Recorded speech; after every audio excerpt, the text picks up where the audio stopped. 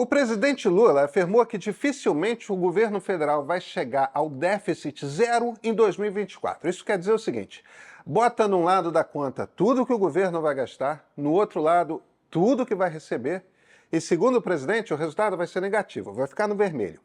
O governo vai gastar mais do que arrecada porque, segundo Lula, ele não vai fazer cortes em obras que são prioritárias. Nessas horas, imediatamente, todo mundo se divide em dois times. Um diz que o mercado é ganancioso, que não pensa no país, que tem de fazer as obras e tudo mais. O próprio Lula usa essa frase com frequência: o mercado é ganancioso. As pessoas que investem no mercado parece que elas querem fazer dinheiro. Tudo certo, querem mesmo.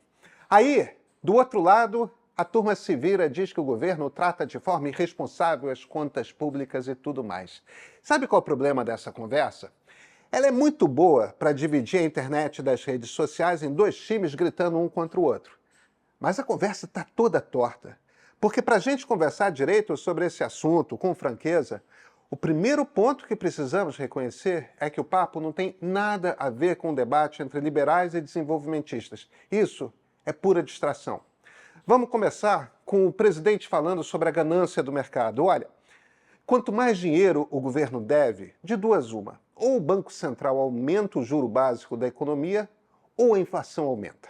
Se a inflação aumenta, quem vive de investir dinheiro costuma fazer mais dinheiro. Quem se dá mal com a inflação é quem não tem dinheiro guardado, é quem conta cada moeda. Se o Banco Central aumenta o juro básico para evitar a inflação, quem vive de investir dinheiro faz mais dinheiro. Quem se dá mal é quem precisa pegar dinheiro emprestado. Então, sim, a turma da Faria Lima reclama sobre irresponsabilidade fiscal, mas olha, ganância por ganância, os caras continuam fazendo dinheiro. Quando o governo deve, quem faz dinheiro são eles. Quando a nota de crédito do Brasil cai, menos dinheiro vem de fora e o dinheiro que vem custa mais caro. Ou seja, o governo paga mais por ele. O presidente pode decidir não abrir mão de fazer obras, mas as obras vão ficar mais caras. Quem tem pouco vai sofrer um pouco mais e quem investe dinheiro vai ganhar mais. É por isso que a conversa está torta. A ideia de que vamos gastar mais, vamos fazer dívida e quem investe dinheiro vai se dar mal, ela está errada. Quem investe se dá bem. O problema é que o dinheiro que fica no Brasil, não só o governo paga mais para ele ficar, como ele vem em menor quantidade. Ou seja, quanto piores estão as contas do governo, menos dinheiro entra no Brasil, mais difícil fica fazer tudo. Quem se dá mal? Se o objetivo é fazer a economia brasileira crescer, quem se dá mal é empresário que gostaria de contar com sócios de fora para investir aqui. Se tem inflação, quem se dá mal é todo mundo que conta o dinheiro. Porque essas pessoas, elas vão comprar menos coisas no supermercado. Quando a inflação começou a ficar só um pouquinho alta, o que aconteceu por aqui? Mais gente morando na rua, à volta da fome. Agora, a conversa está torta também por um outro motivo, e aí não tem nada a ver com 2024. Porque o problema não são as obras. Se o presidente considera que tem de fazer obras, tudo bem, ele é o presidente, foi eleito, está lá para definir quais são as prioridades mesmo. O problema é outro. Quais são as prioridades do Brasil? A maneira como a gente gasta atende às nossas prioridades? Quando a gente decide um gasto, faz um investimento, a gente volta lá depois de um tempo para ver se deu certo ou errado? Se deu errado ou só mais ou menos certo, a gente para entender o que houve para corrigir o encaminhamento? A gente desiste daquilo que não funciona para tentar fazer de outro jeito? Quase sempre a gente não faz isso. O que a gente faz é fingir que essa é uma briga entre liberais e desenvolvimentistas e fica insistindo em tentativas que não funcionam, jogando o dinheiro fora e, em geral, sem corrigir o rumo. Por quê? Não faz sentido. Mas não é só na ponta do gasto, tá? E a maneira como o país recebe os impostos.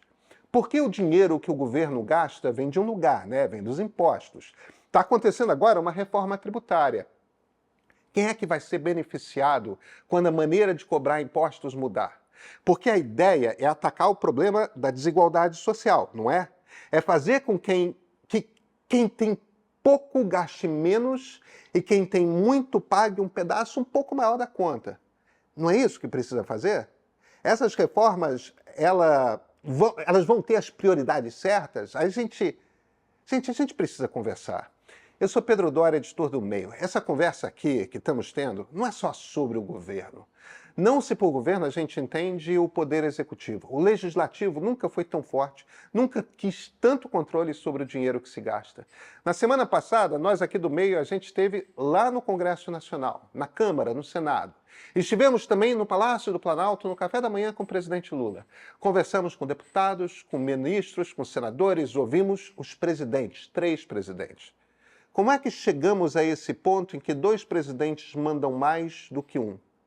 Qual o custo para o país dessa mudança de jogo? A gente preparou um material super extenso sobre essa briga que todo assinante do Meio pode ler já, lá no site. Hoje, nada é mais importante para entender a política brasileira do que isso. Assina o Meio. Você não tem ideia de como a gente está trabalhando e como a gente está dentro em Brasília. Aliás, esse aqui, esse é o ponto de partida.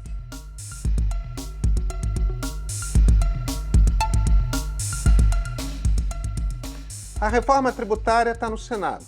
O objetivo dela era substituir um monte de impostos que temos por um IVA, um Imposto de Valor Agregado. Esse é um dos sistemas mais modernos de tributação que existem.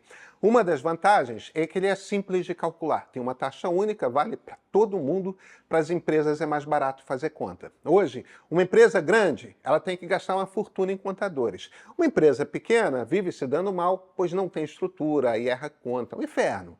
Sempre devendo. O sistema tributário brasileiro ajuda quem tem estrutura para encontrar jeitinhos de burlar e atrapalha todo o resto. Às vezes, parece que foi pensado para isso. Só parece. Tem outro motivo que faz de um IVA bom para todo mundo. Como ele é o mesmo imposto horizontalmente, ninguém toma a decisão de investir num ramo ou no outro porque a taxação vai ser melhor ali. As pessoas, as empresas ganham liberdade. Novas vocações para a economia brasileira podem ser descobertas. Mas não é só isso. Quando um setor da economia paga menos imposto, o Estado segue precisando daquela mesma quantidade de dinheiro. O que é que isso quer dizer? Que os outros setores, as outras pessoas, vão pagar mais imposto.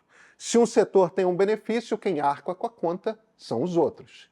Fica mais caro para os outros. Percebe? Porque a alternativa é o governo ganhar menos dinheiro. Isso quase nunca acontece. Na verdade, quanto mais o governo investe, mais imposto ele tem de cobrar. Quanto mais o governo deve, mais imposto ele tem de cobrar. E isso tem acontecido continuadamente. O Manuel Pires, da Fundação Getúlio Vargas, ele faz sempre essas contas. Em 1992, nós brasileiros pagamos 24,45% do PIB em imposto. 1/4 de toda a riqueza que o Brasil gerou naquele ano voltou para o governo na forma de tributo. Em 2022, foi 33,68%. Quer dizer, devolvemos ao governo 1/3 do que produzimos de riqueza. A cada ano que passa, pagamos mais imposto. Vejam a coisa que eu não estou dizendo aqui. Eu não estou dizendo, olha que absurdo, estamos tirando o dinheiro das pessoas e dando para o governo. Não. Nós podemos decidir que 1/3 da riqueza vai ser redistribuída para a sociedade. Só que não é isso que estamos fazendo. Primeiro, porque quem paga mais imposto não é quem tem mais dinheiro. A gente cobra mal imposto. Quem paga mais imposto é aquele grupo que tem dificuldade de sonegar, de burlar. Tem salário fixo, todo o dinheiro está em contas bancárias no Brasil e tudo mais. Além disso, estamos arrecadando mais para financiar uma crise econômica que a má gestão dos governos criou. Poderíamos aqui fingir que crise econômica não custa nada para o governo, que o problema é a ganância dos outros. Só que buraco nas contas custa dinheiro sim. Dívida custa dinheiro sim. Então sim, é bonito dizer vamos fazer obras e não importa a ganância do mercado. Olha, o mercado está se dando bem. Pois é. Mas tem a reforma tributária e ela serve justamente para resolver esses problemas, para distribuir melhor quem paga imposto e fazer a arrecadação ficar mais simples. Aí a reforma passa na Câmara com algumas pequenas modificações e chega ao Senado. O que está acontecendo no Senado? Bem, os senadores estão decidindo que alguns setores da economia brasileira e algumas categorias profissionais precisam pagar menos imposto. Quem são? Algumas áreas do agronegócio. Soja, por exemplo. O Brasil é campeão mundial de exportação de soja. O negócio da soja é espetacular. O negócio da soja não precisa de nenhum incentivo. Ele já funciona bem. Por que a soja precisa pagar menos imposto? Porque óleo de soja entra na cesta básica. E aí, caramba, vamos fazer com que a cesta básica fique mais barata, né? Parece justo, certo? O Marcos Lisboa, um economista que foi o número 2 do ministro Antônio Palocci, que era da Fazenda no primeiro governo Lula, ele deu uma entrevista ao Estadão sobre isso. Porque economista, vocês sabem, né? Economista faz conta. Bem, digamos que o governo decidiu que vai abrir mão de um dinheiro para beneficiar quem tem dificuldade de comprar comida. Esse aí é um dos gastos mais justos que um governo pode fazer. Tá tudo certo. Ele tem a mesma quantidade X de dinheiro e tem duas maneiras de beneficiar as pessoas que são tão pobres que o preço do óleo de soja faz muita diferença. Uma maneira é diminuir o imposto. A outra maneira é pegar esse mesmo dinheiro e dar direto para as pessoas. Bolsa Família ou outras coisas do tipo, sabe? A desigualdade de renda no Brasil cai 12 vezes mais se você der esse dinheiro diretamente para as pessoas ao invés de cortar no imposto. 12 vezes mais. Claro, se você dá essa quantia de dinheiro para as pessoas, quem se beneficia? As pessoas mais pobres do país. Se você usa a mesma quantia para diminuir imposto, quem se beneficia? Os produtores de soja. É uma escolha. Sempre que você escolhe tirar imposto de alguém ou de algum setor, outro alguém em outro setor paga a conta. O Brasil vai produzir menos soja? Vai vender menos soja para a China? Não vai. Por que desonerar um setor que não precisa de incentivo para crescer? Esse foi só um exemplo. Outros setores da economia vão pagar menos imposto. Bares, restaurantes, hotéis, agências de turismo. Algumas profissões vão ser beneficiadas, pagarão menos imposto. Advogados, médicos, contadores, engenheiros, dentistas, arquitetos. São os grupos de profissionais liberais representados por conselhos. Ordem dos Advogados do Brasil, Conselho Federal de Medicina, Conselho Federal de Engenharia e Agronomia, por aí vai. Eu sei que alguns de vocês são advogados, são médicos, são engenheiros. E que, se der, querem pagar menos imposto. Olha, tá valendo. Todo mundo quer pagar menos imposto. Mas por que essas profissões serão beneficiadas e outras terão de pagar mais imposto para beneficiá-las? Um grupo de pessoas no Senado ou então no Planalto, de repente fez um estudo cuidadoso e chegou à conclusão de que é de interesse do Brasil que o camarada que recebe um dinheiro fixo por mês com carteira assinada pague um imposto maior do que o médico, do que o advogado? Olha, até poderia ser. Às vezes, como sociedade, chegamos à conclusão de que algumas profissões precisam de incentivo, então vamos cobrar menos imposto. É legítimo termos uma política pública que dite, sei lá, precisamos aumentar bastante o número de especialistas em inteligência artificial. Então, como incentivo, vamos dizer que por tantos anos quem se especializar nisso vai pagar menos impostos. A gente pode criar um monte de políticas públicas diferentes. Só que não é por causa disso. É porque essas profissões são representadas por entidades fortes, com muito poder de lobby, muito poder de influência, principalmente no Senado Federal. Eu não quero aqui misturar alhos com bugalhos. A reforma tributária, se for aprovada, não vai valer em 2024. Então, se o governo federal gastar mais ou menos, qualquer mudança que ela faça não vai influir diretamente. Mas é um exemplo sobre como tomamos decisões a respeito do dinheiro que o governo recebe e como tomamos decisões a respeito do dinheiro que o governo gasta. Quer ver um caso que vale para 2024? Que obras que são essas que o presidente Lula afirma que não pode abrir mão de fazer?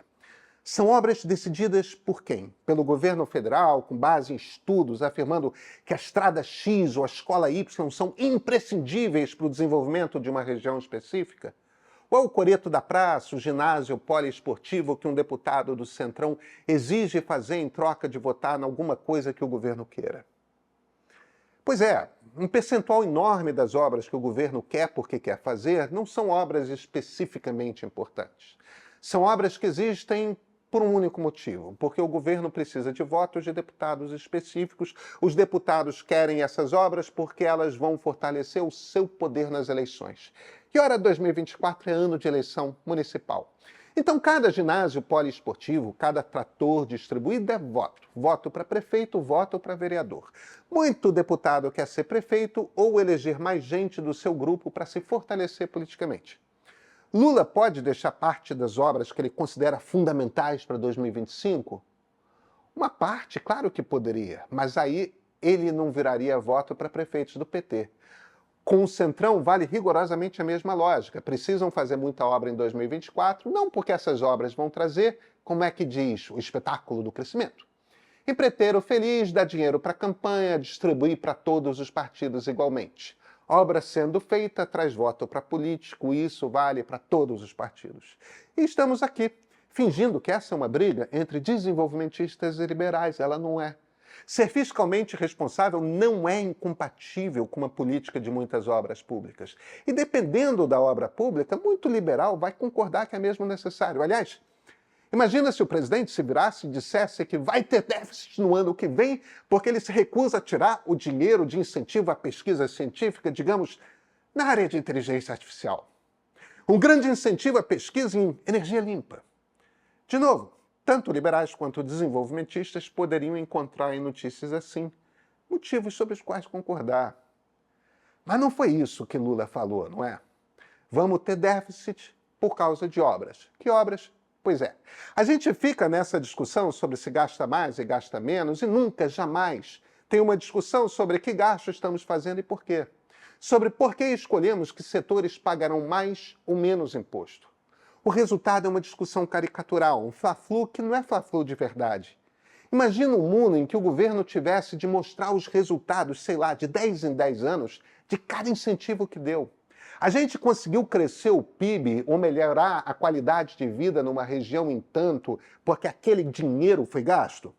Conseguimos reduzir a desigualdade por causa de tal investimento? Mas a gente não faz essas contas. A gente gasta, finge que gasta com projeto ideológico e quase nunca volta lá para entender o que deu certo e o que não deu. Aí depois, fala em planejamento central. Tá certo. A gente acredita.